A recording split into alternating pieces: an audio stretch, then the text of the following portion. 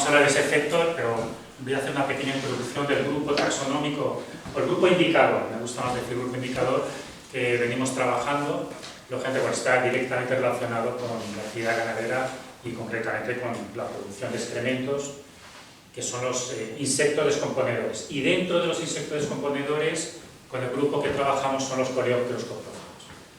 Voy a poner algunas fotos de distintas especies, no solamente de la península ibérica, sino de otros lugares. En España, bueno, en la península ibérica tenemos una diversidad bastante notable por la cuestión biogeográfica. Tenemos más de unas 150 especies aproximadamente, de todos los tamaños, colores, formas y comportamientos. Pero bueno, en cualquier caso, sabrán que cuando una boñiga cae al suelo, de manera natural lo que deberíamos encontrar es lo que estamos viendo en el vídeo, ¿no? En la película. Es una serie de coleópteros de distintos tamaños, aquí dominan unos grandes, pero aquí puede haber ahora mismo en esa boñiga más de 40 especies, 40 especies distintas. No se aprecian porque algunas tienen 2 milímetros, como otras que pueden llegar a tener 4 o 5 centímetros. Al final, la actividad de este grupo de descomponedores lo que provoca es que si hiciéramos un corte de esa boñiga y viéramos el suelo, una profundidad, le he puesto solamente unos 30 primeros centímetros, 30-40, podemos encontrar esto. Esto es muy significativo, muy interesante verlo, porque a veces solamente apreciamos los insectos grandes, ¿no? Los que habíamos visto que hacen la bolita, la ruedan, o los grandes cavadores. Pero también hay que llamar la atención de todas estas galerías que estamos viendo, o que se aprecian con unos orificios que se van viendo, a distintas escalas, distintas maneras de comportarse, a veces se agregan, otras no. Y después otros comportamientos que serían los que realmente incorporan los nutrientes al suelo. Son estas bolas de excremento de distintos tamaños, de distintas profundidades, incluso a grandes profundidades que pueden ser incluso más de 50 centímetros. Hay especies que en condiciones de suelo favorables pueden entrar el excremento a más de 1 metro de profundidad. Pues para que esto simplemente lo indico para que entendamos que la comunidad coprófaga no es tan simple como un escarabajo que hace una bola y la rueda, sino tenemos una gran diversidad. Y diversidad que hace tanto esto que estamos viendo, que después lo retomaré, lo voy a recordar porque es muy importante, esta aireación, este comportamiento de hacer pequeñas galerías por todo el excremento, que son de los pequeñitos que a veces no vemos, no le damos mucha importancia, como también los pequeños cavadores que hacen estos túneles y estas galerías que entierran ciertas cantidades de excremento.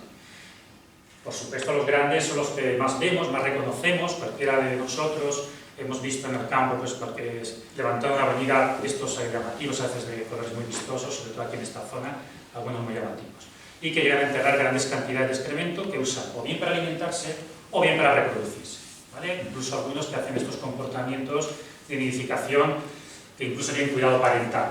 La hembra se queda cuidando las bolas durante un tiempo, y después esto también lo voy a retomar porque este cuidado parental tiene su costo. Desgraciadamente, durante este tiempo, los últimos 20-30 años, lo que hemos estado viendo, cuando hacíamos los muestreos pues, al comienzo de nuestras tesinas, tesis doctorales, tenemos un componente cualitativo que comparto con todos vosotros. Permíteme que os tutee. Y es que algo está pasando. Antes levantamos una boñiga y veíamos un gran número de escarabajos, ¿no? O sea, yo creo que eso lo podemos compartir, yo creo que todos coincidimos, cosa que ahora mismo pues, no está ocurriendo, o al menos yo que lo hago, lógicamente lo hago de otro modo, un modo mucho más exhaustivo, más riguroso, desde el punto de vista científico, lo vemos. Digamos que ha disminuido drásticamente esos escarabitos, pero no solamente lo digo yo, lo dicen ganaderos, lo dicen pastores que he conocido, lo dicen incluso la guardería de muchas áreas naturales protegidas que lo observan. Y hay un componente cuantitativo, que es el que voy a hablar a continuación, que es las medidas que solemos hacer tanto de diversidad como las que voy a pasar a continuación. Una de las causas, si no la principal, o la que creemos que es la que ha afectado drásticamente a este descenso de la diversidad, se debe a la contaminación química, especialmente ligada al uso de antiparasitarios del ganado de manera, insisto, rutinaria, preventiva, ¿no? Sin conocer realmente si estamos desparasitando o no.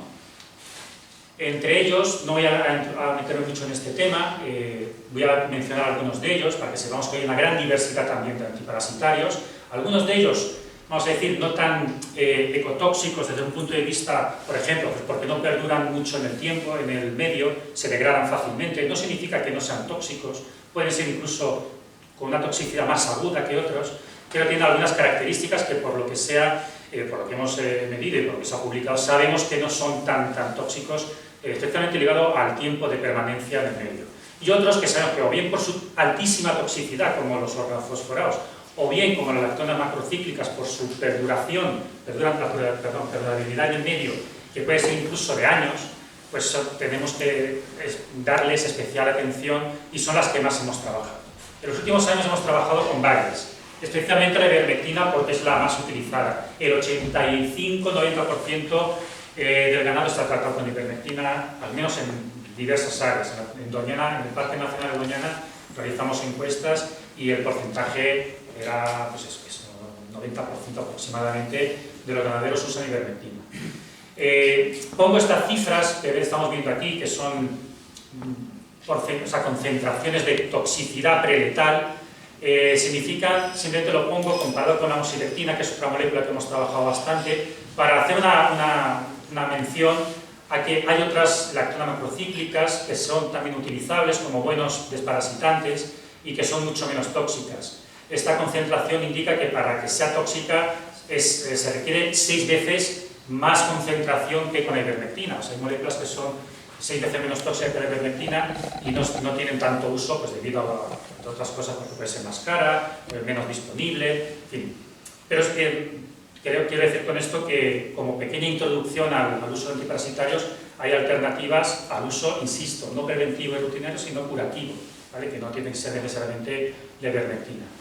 También quiero, en esta pequeña introducción, antes de meterme de lleno en el efecto, tenemos que decir que estamos estudiando desde unos cuantos años atrás la posibilidad de usar alternativas como desparasitantes o antiparasitarios usando fitoterapia o compuestos derivados de plantas. En este caso es una gráfica inédita, estamos ahora en vías de publicación, pero podemos ver claramente cómo esto es la ivermectina como un control positivo. Lo que hacemos es, ahora lo mencionaré, lo comentaré mucho mejor en un ejemplo, lo que vemos es la respuesta de las antenas de los insectos, de esos escarabajos.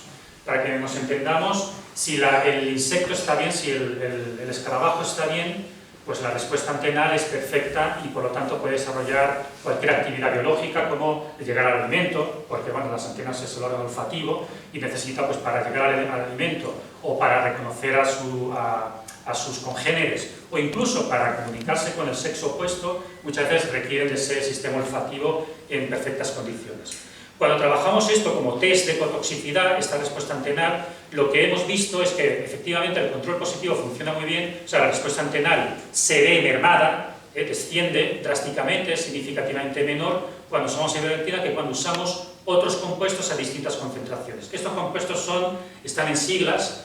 Esto sería, vamos a empezar por aquí, la CBR es el carbacrol, que está en muchas plantas como el tomillo, por ejemplo, en muchas labiadas, el timol, que es el principal compuesto del tomillo, por ejemplo, es decir, la concentración, estos números son las distintas concentraciones que hemos usado en miligramos por kilo. Lo que hacemos es darle a los escarabajos esa dosis, ¿no? con el excremento mezclada, y en cualquier caso un control, que es nuestro control para ver, estadísticamente hablando, para ver si hay diferencias significativas cuando ingieren estas concentraciones. Vemos que no hay ninguna diferencia significativa, ¿de acuerdo? Excepto con la ivermectina, que como he dicho, sí que afecta. Esto es un suplemento alimenticio que se comercializa por la empresa Novus, que es un suplemento alimenticio que se le echa al ganado y contiene tanto timol como carbacrol, ¿vale? Después si queréis más información lo puedo comentar. Y aquí es lo mismo, pero con otros dos compuestos, que es el cinamaldehído. El cinamaldehído es el compuesto principal de la canela. La canela es un gran insecticida, también es parasitante y se utiliza también en algunas ocasiones como suplemento para el ganado. Y el aceite de ajo, que todo el mundo más o menos sabe o conoce también su uso en medicina popular o en fitoterapia, que también lo comparamos. Ese sería el compuesto comercial que contiene estos dos compuestos. Y ocurre lo mismo, vemos que efectivamente, independientemente de la concentración que usamos, incluso concentraciones extremadamente altas, en todos los casos es un gramo por kilo de excremento, un gramo, nosotros mismos lo notamos el olor y es incluso bastante desagradable, a los escarabajos no les afecta en absoluto. Bueno, pues esto es una pequeña introducción para introduce lo que después hablaremos más a continuación y espero que después en el debate, en la mesa redonda, podamos retomar. Bien, yendo ya al efecto, que es lo que quería comentar y que son desgraciadamente la parte más negativa de la charla. Sí que hemos visto durante muchos años que tenemos un problema. El problema viene, como decía, a distintas escalas. Esto lo hicimos en un comienzo porque siempre se había dicho que hay un efecto negativo en la biodiversidad de escarabajos coprófagos, pero nunca se había hecho un estudio fino, vamos a decirlo así, a nivel de organismo. Y lo que hicimos fue dos tests. El test que he comentado antes de las antenas, que ya lo he explicado, simplemente vemos cómo responden esas antenas a distintas concentraciones. Esto está hecho con ivermectina, ¿vale? Distintas dosis de ivermectina, y vemos que conforme aumenta esta dosis de ivermectina ingerida por el escarabajo, la respuesta antenal va hacia abajo, ¿vale? Siendo muy significativa a partir de 10-33 microgramos por kilo, que son concentraciones, que quede claro, o sea, bueno, incluso ir a 100 microgramos por kilo son concentraciones ínfimas comparado con lo que ellos encuentran en la naturaleza, ¿vale? Lo digo para que quede claro que estos son concentraciones subletales, lo que usamos nosotros siempre para ver comportamientos. Las que se encuentran en la naturaleza son a veces 100 veces más superiores. Y esto es lo mismo, otro test que nos inventamos entre comillas, ya veremos ahora por qué, que era la fuerza muscular que tienen cuando ingieren. Sabemos que el efecto de la ivermectina actúa a nivel neuronal y a nivel de fibras musculares y efectivamente veamos el mismo resultado. Conforme aumenta esta concentración, la fuerza muscular disminuye drásticamente. El resultado final lo van a ver, yo creo que no hace falta ver tantas gráficas y tantos números. Este ejemplar que están viendo es un individuo después de haber ingerido una pequeña cantidad de ivermectina, una dosis de 33 microgramos por kilo durante unos días, pues en pocos días tiene este comportamiento. Es un comportamiento, como ven, aletargado, movimientos lentos, muy importante, también se puede ver antenas como encogidas, en lugar de estar abiertas para poder recibir el estímulo olfativo. Eso es lo que vemos a veces en campo. Si no lo vemos ya muertos, lo vemos paralizados. Ese es el efecto principal. Vamos a aclarar que la pena pobre. A nivel de comunidad, esto también es muy interesante porque es un poco lo que hacemos nosotros en campo, ¿no? Es lo más sencillo de ver. Cuando vemos la actividad, esto es un trabajo que hicimos en el Parque Nacional de Doñana comparando ganadería ecológica, cuidado, cuando digo ecológica me refiero sin usos antiparasitarios. Hay una reserva, la Reserva Biológica de Doñana no usa ningún tipo de antiparasitario, salvo en casos puntuales curativos, ¿no? Entonces ahí estabulan al ganado y lo tratan, si no, no se trata.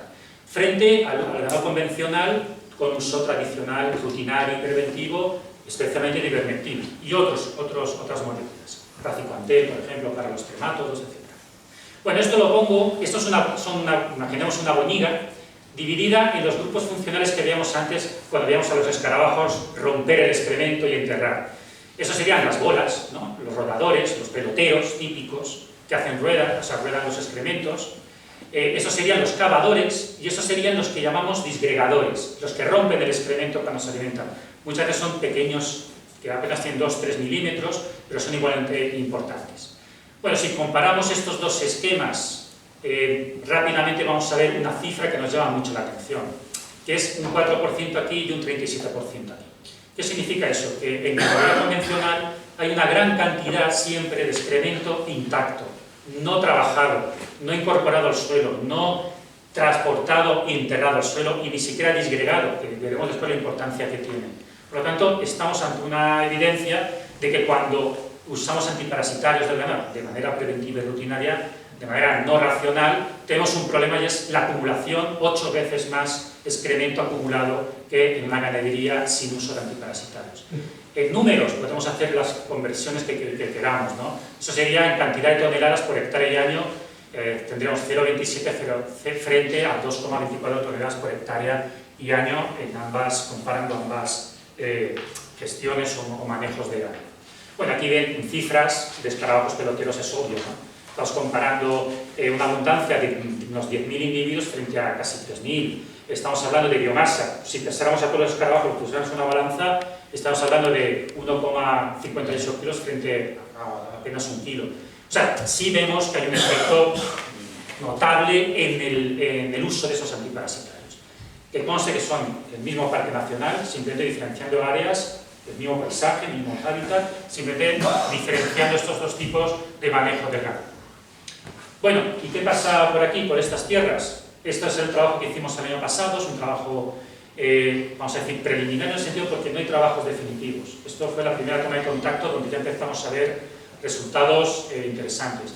Me van a permitir que hayamos clasificado las fincas que trabajamos como en dos colores distintos, rojas y verdes. No significa mucho, pero solamente sí hicimos especial hincapié. Hay muchos más factores que influyen, pero bueno, por lo menos sí queríamos hacer una distinción por el tipo de uso de antiparasitarios, y tenemos aquí 3 de ellas donde, bueno, en mayor o menor grado ya no se usaba, llevamos ya unos años sin usar ivermectina, o nunca se había usado porque era ganado que entraba recientemente, o se usaban otros compuestos antiparasitarios. Frente a otras fincas que hemos trabajado también, aquí tenemos algunos de los ganaderos que conocimos y que trabajamos muy a gusto y de manera muy efectiva, y bueno, que tenemos otra historia de usos de antiparasitarios.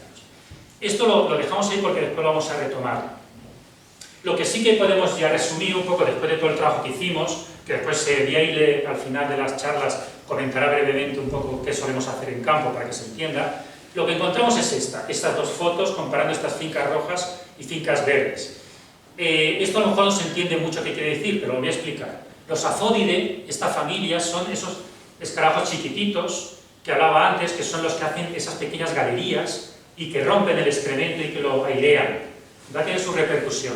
Los geotrúpidos también son cavadores, los que hacen túneles, y son de mediano tamaño, tienen 2 centímetros, 1,5 centímetros, ya son grandes cavadores. Y los Scarabeidea tenemos de todos los tamaños, también son cavadores, y también podemos encontrar los peloteros típicos. ¿Qué observamos si comparamos estas dos gráficas? Pues un desajuste. Y un desajuste que se ve claramente, sobre todo, en los geotrúpidos y los escarabeidos frente a los afódidos. Aquí dominan los afódidos, ¿no? Frente a aquí, que siendo aún dominantes, tenemos otros porcentajes, ¿no? Hay una mayor relevancia de los escarabeidos frente a este lugar, y eso tiene una gran repercusión. Lo voy a comentar, yo creo, de una manera muy sencilla. ¿Por qué pensamos que esto es mejor que esto? O sea, que esta situación es más benigna que este escenario. Pues por un motivo. Estos escarabeidos tienen una particularidad. No es que sean más bonitos, más grandes, no. Tiene una particularidad, es que son más sensibles al uso de la ivermectina. Y es porque tienen no es un problema, nunca es un problema, es una consecuencia evolutiva. Han perdido un ovario. Tiene una pérdida ovárica, o sea, una reducción ovárica, una cuestión evolutiva, y la puesta siempre es muy pequeña. Incluso a los límites que podemos pensar que hay algunas especies, como algunos escarabeus, que pueden llegar a poner en todo el año apenas 2 huevos. Lo pongo como un detalle porque a veces no se sabe. Y pensamos que todos son insectos como las moscas y que proliferan y que ponen 80, 100 huevos cada vez y que se reproducen cada mes. En este caso podemos encontrar especies, especialmente de esta familia, que son especialmente sensibles. No porque sea más ecotóxica la ivermectina, no, porque la repercusión que tiene en la población va a ser mucho menor, debido a ese potencial reproductivo. Bueno, siempre para presentarlos un poco en alguna foto, esos serían los geotrúpidos, ese sería los afodios, que lo agrando para que, aunque sepamos que tienen un par de milímetros, pues son igualmente importantes en el proceso de aireación. Son los geotrupes que son mucho más llamativos, más grandes, de mayor tamaño, muy comunes generalmente en situaciones benignas, y los que están especialmente mal son los Scarabeidea, que en este caso son Copris lunaris, que en esta zona lo tenemos, pero desgraciadamente es muy escaso.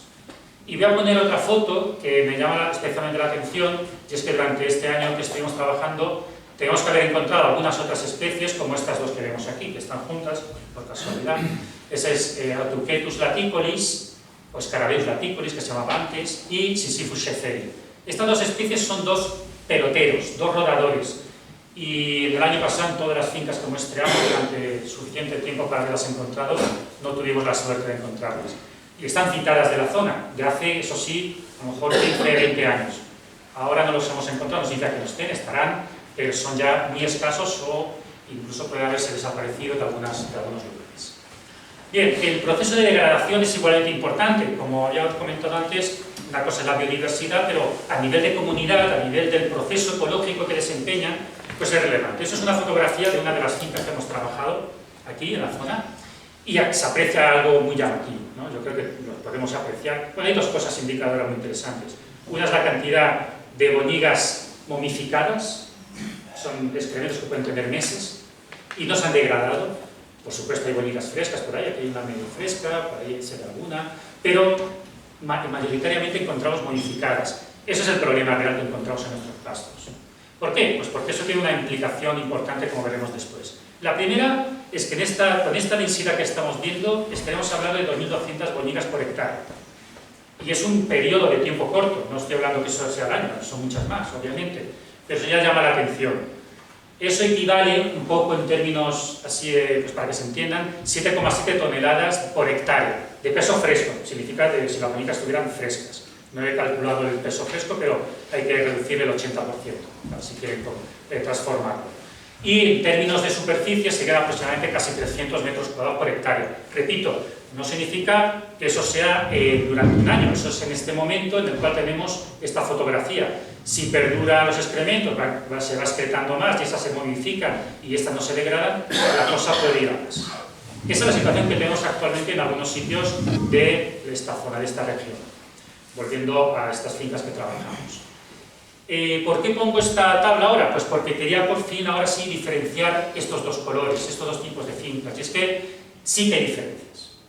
Y aunque voy a decir la verdad, aunque para mi gusto no son suficientes, o sea, no es un buen resultado, pero sí puede ser un resultado que nos puede llevar a tener una cierta esperanza. Y es que cuando hicimos los estudios en estos grupos de fincas, tenemos estos dos porcentajes. ¿Qué significan? 3,6% y 6,6%. Esas son las tasas de degradación de excremento que tenemos en esas fincas, en promedio. O sea, el 3,6% se degrada, eso no es nada, o sea, eso que quede claro. Estamos hablando que el resto se queda intacto.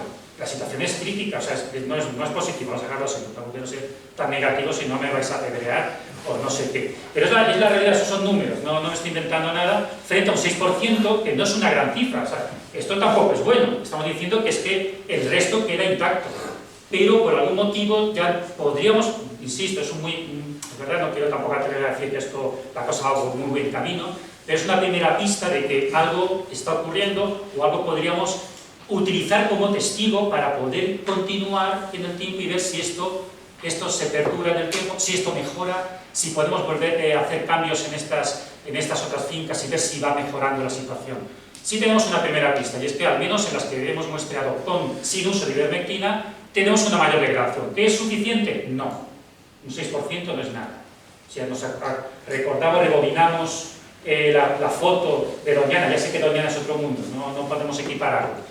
Pero si recuerdan, lo que se degradaba en la ganadería ecológica sin uso de antiparasitarios era el 96%. Bueno, no vamos a llegar a ese porcentaje, pero un 70, un 60% de degradación sería lo suyo, ¿no? Bueno, la realidad ahora mismo es muy distinta. Pero bueno, sí quería destacar esa diferencia que estamos viendo. Bueno, un poco también a nivel de que quede claro, nosotros cuando trabajamos con escarabeidos es porque es un grupo indicador, pero lógicamente no podemos limitarnos a eso. Tenemos que pensar que cuando trabajamos a nivel de biodiversidad, el efecto negativo del uso preventivo y rutinario de las ivermectinas no va solamente a este grupo taxonómico, va a todo el sistema. Esta comunidad es hipercompleja. ¿Vale? Aquí estamos viendo un dibujo, un esquema, donde se ven todos los actores que de algún modo directo o indirecto, porque muchas aves se alimentan, o vertebrados, mamíferos que se alimentan de las bolas nido, de las larvas, en fin, todo eso puede llegar a ver afectado. En resumen, la ganadería convencional con uso rutinario y preventivo tiene estos problemas. No lo digo yo, esto está publicado en diversos países y bueno, es una realidad. Tenemos una disminución de la diversidad de muchísimos organismos, tanto descomponedores como de toda la cadena trófica. Los ectoparásitos, sobre todo dípteros, proliferan. ¿Por qué? Pues porque cuando faltan escarabeidos, es una cosa curiosa, cuando los escarabeidos faltan, muchas de las puestas de huevos de dípteros permanecen. Como han visto antes, esa actividad frenética de escarabajos cuando llegan al excremento, muchas de las cosas que hacen, entre otras, además de airear, es romper puestas de huevos de larvas de dípteros y también de larvas de nemátodos. Por lo tanto, si no hay escarabajos coprófagos, tenemos un problema añadido. Y después también el uso de ivermectina se ha demostrado que también reduce la diversidad de hongos nematófagos. Hongos que de manera natural, de manera biológica, sirven para controlar las plagas, las poblaciones de nemátodos que están en el excremento. O sea que eso también la ivermectina sabemos que afecta directamente, no indirectamente. Bueno, ya eso pueden imaginar toda la implicación: baja incorporación de nutrientes al suelo, compactación del suelo porque no faltan esos excavadores que airean el suelo y disminución de la diversidad y calidad de los pastos. Y por último, y permítanme que haga una revisión rápida, también aumento en la emisión de gases de efecto invernadero. Bueno, les pongo un resultado en Doñana también, que también es bastante significativo de qué implicaciones tiene ganadería convencional frente a ganadería ecológica en términos de producción o emisión de metano y de CO2, de dióxido de carbono, de las heces, ¿no?, del ganado. Aquí podemos ver claramente cómo la ganadería ecológica, aquí tenemos el metano, pues tiene una concentración de metano mucho menor respecto a la ganadería convencional.Igual pasa con el dióxido de carbono. Si comparamos estos dos puntos rojos frente a dos puntos verdes, es claramente significativa. Cuando pongo el control es sin escarabajos. Hacemos unas bolsas para evitar la colonización de escarabajos para ver realmente qué pasaría si no hubiera ningún tipo de fauna coprófaga. Obviamente ese es el control que nos sirve después para comparar. Pero bueno, ya en términos generales vemos que efectivamente en ganadería convencional esas son cifras. Bueno, no sé qué significan, si eso es mucho o poco, pero cuando comparamos vemos que la diferencia es 8 a 10 veces mayor en ganadería convencional que en ganadería ecológica, cosa que llama mucho la atención, y eso, a efectos de calentamiento global, etcétera, pues tiene sus implicaciones. También tenemos las cifras aquí, son muy preliminares también porque requieren de más estudios en distintas fincas, pero podríamos ver aquí claramente cómo también era evidente, ¿no? Si habíamos dicho antes un 3,6% y un 6% como mucho, en el mejor de los casos de degradación, implica que no se degrada el excremento. Y efectivamente, después de 24 horas expuestas, vemos que no hay diferencias significativas entre el excremento control, que es el tapado, el que no permitimos que entre ningún escarabajo, frente al que es libre, expuesto a la colonización de escarabajos. O sea, en otras palabras, tanto dióxido de carbono como metano, da igual que haya fauna, que no haya fauna, o sea, que esté expuesto o no, porque hay tan poca fauna coprófaga que no existen diferencias con el control. Eso no es un buen resultado, ¿vale? Tenemos unas emisiones de metano, como veremos a continuación, bastante grandes. Un poco, no tomen estas cifras muy en serio, o sea, no son muy rigurosas porque requieren de más fincas de estudio, pero en la finca que le hicimos el estudio podemos decir que, comparado con los datos de Doñana, el dióxido de carbono emitido en estas zonas está multiplicado por 8 y el de metano por 15, ¿vale? Con datos, repito, preliminares. Esto no es aún definitivo, pero llama la atención. Estamos en una situación muy compleja, distinta a la esperada.